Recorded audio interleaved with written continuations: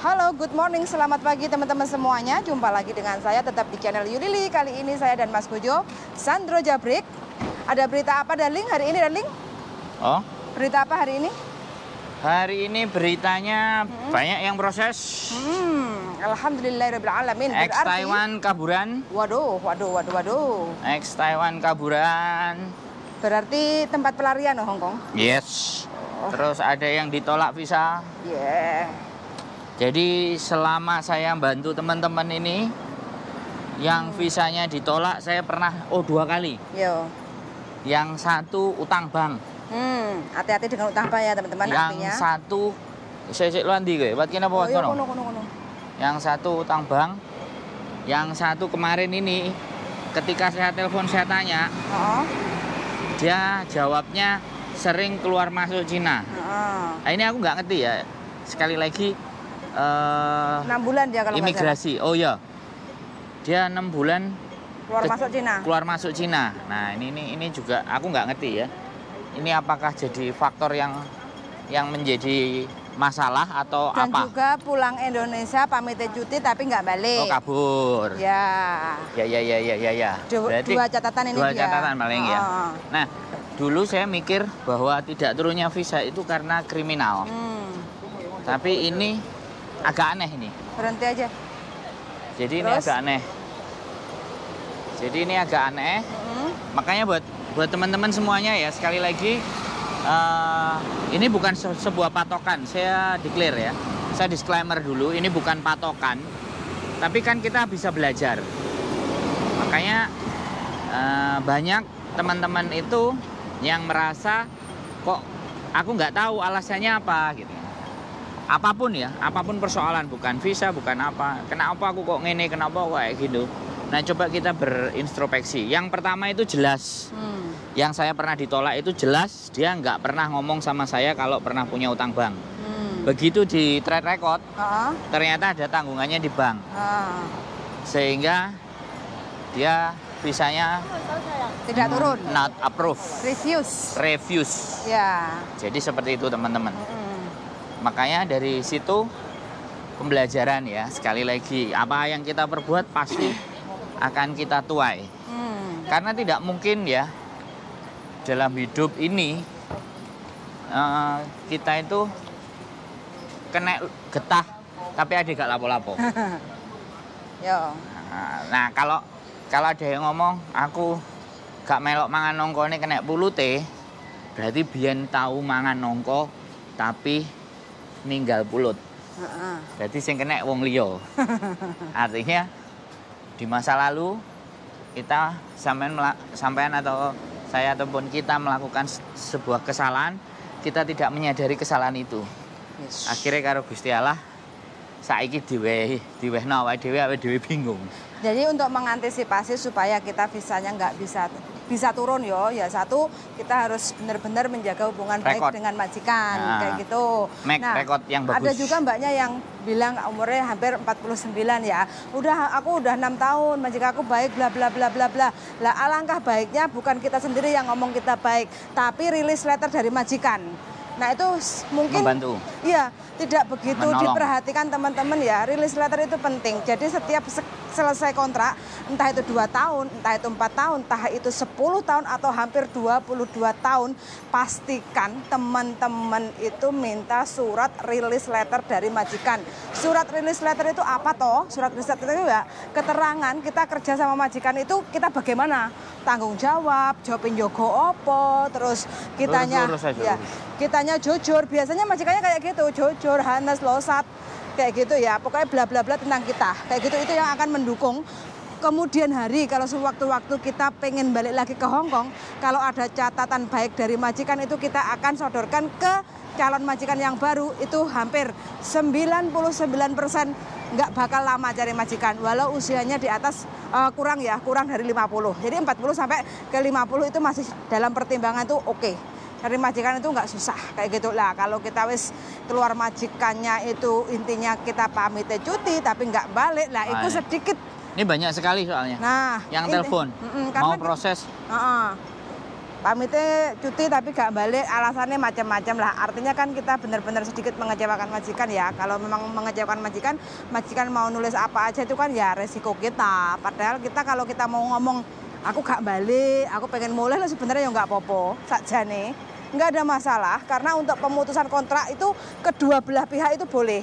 Kita atau majikan itu boleh. Kita loh keluarganya di Indonesia, kalau kita berpuluh-puluh tahun, kita mau pulang itu sebenarnya nggak akan ada masalah. Tapi kadang kita tuh wong Jawa itu panggah kata-kata nggak penaknya panggah digowo. Loh, nggak penak tapi nyusahno awake dhewe lah ya bingung. Itu yang jadi bingung kita. Terus habis itu Bu BBI telepon ke kita, tolonglah.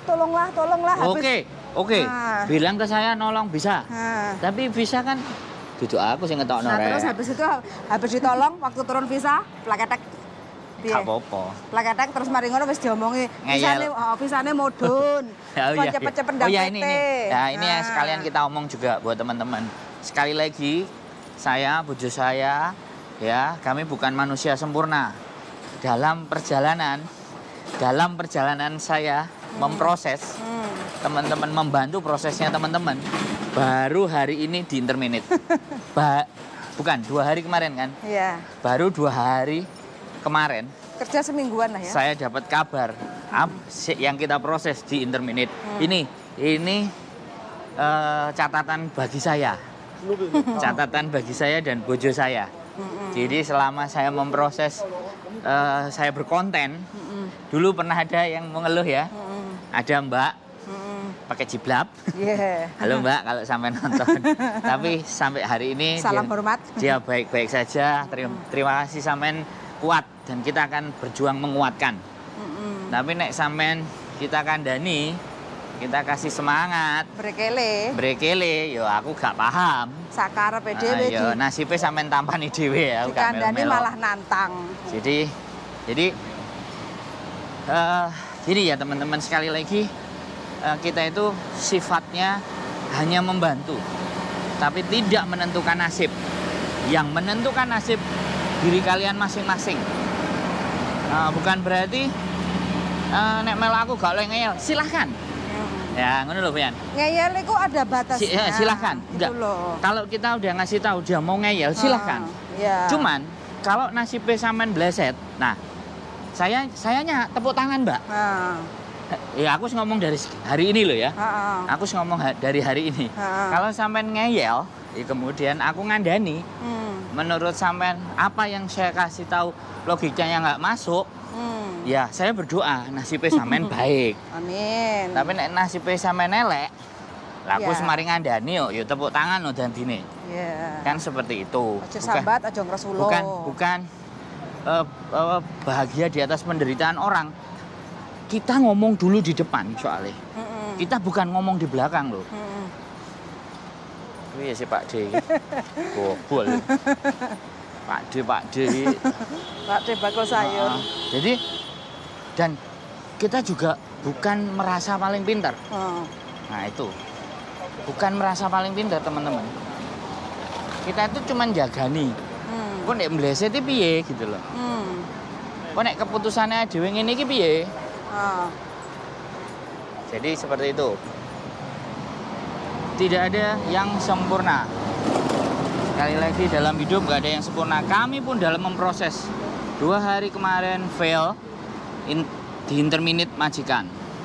Yang gagal visa 2. Yang 1 lumayan masih berhasil karena jualan baju, jualan gamis masih terselamatkan.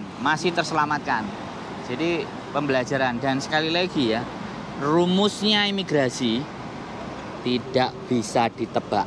Tidak ada rumusnya. Hati-hati loh ya. Imigrasi tidak gawe rumus. Sing paten-paten bisa nggak mudun iku sing wis ketok moto nyolong coklat. Oh ya, itu ya. Kan?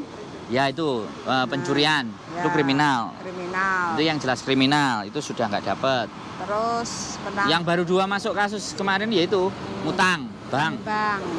Utang bank. Terus baru yang ketiga kemarin.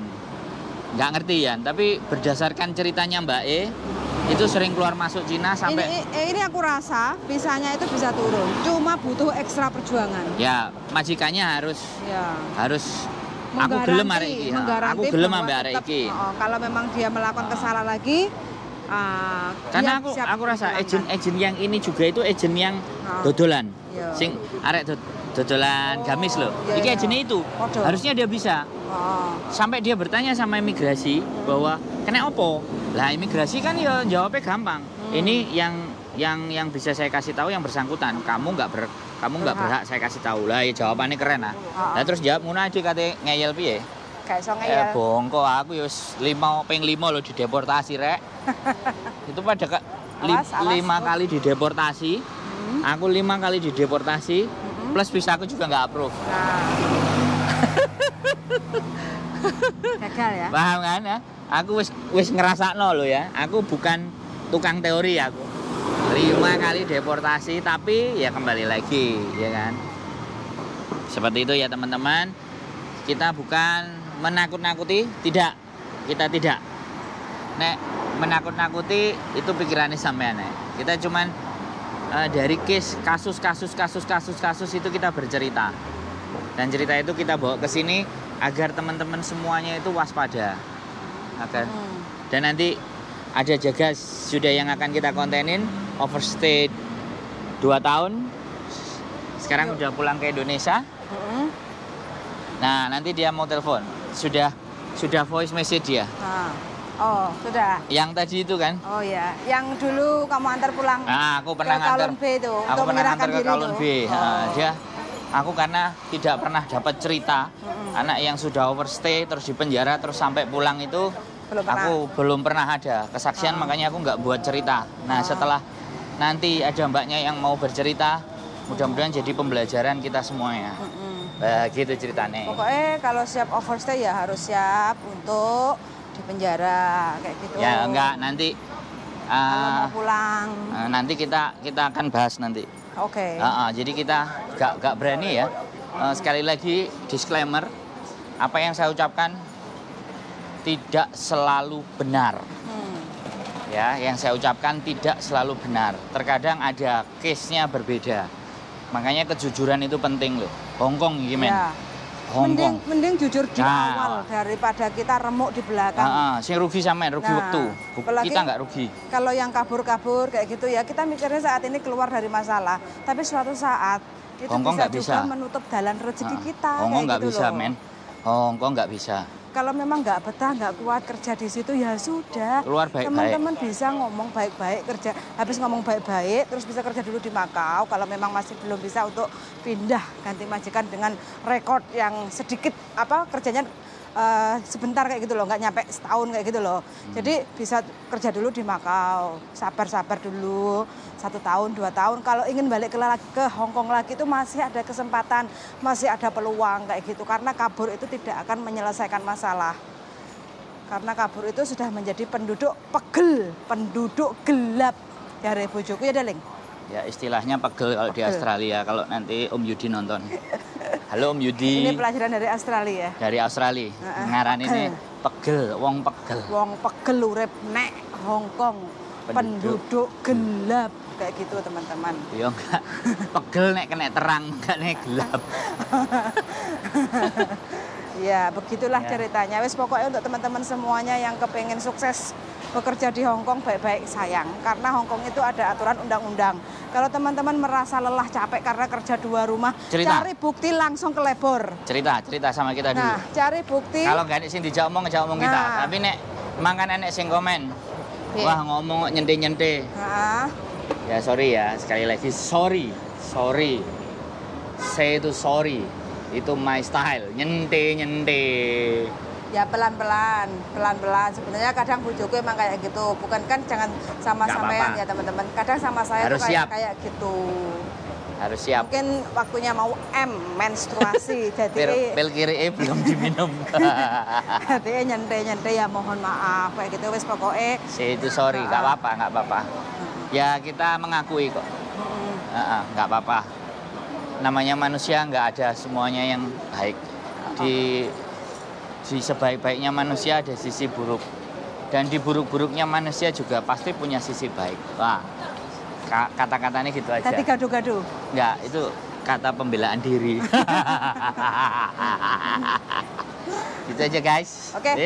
Terima kasih banyak untuk teman-teman yang sudah setia mendengarkan. Mudah-mudahan sehat selalu, bahagia, rezeki ngumpul. Wes pokoknya sama majikannya tetap selalu aman, tentram, sentosa. Biar rezeki buat keluarga yang di Indonesia tetap mengalir kayak gitu ya. Paceklik guys, Indonesia, Hongkong, dolar Hongkong meningkat. Jadi Indonesia lagi paceklik. Ekonominya agak mumet karena tahun politik. Yes, oke. Suwun sangat sudah mendengarkan dan see you next video. Bye-bye.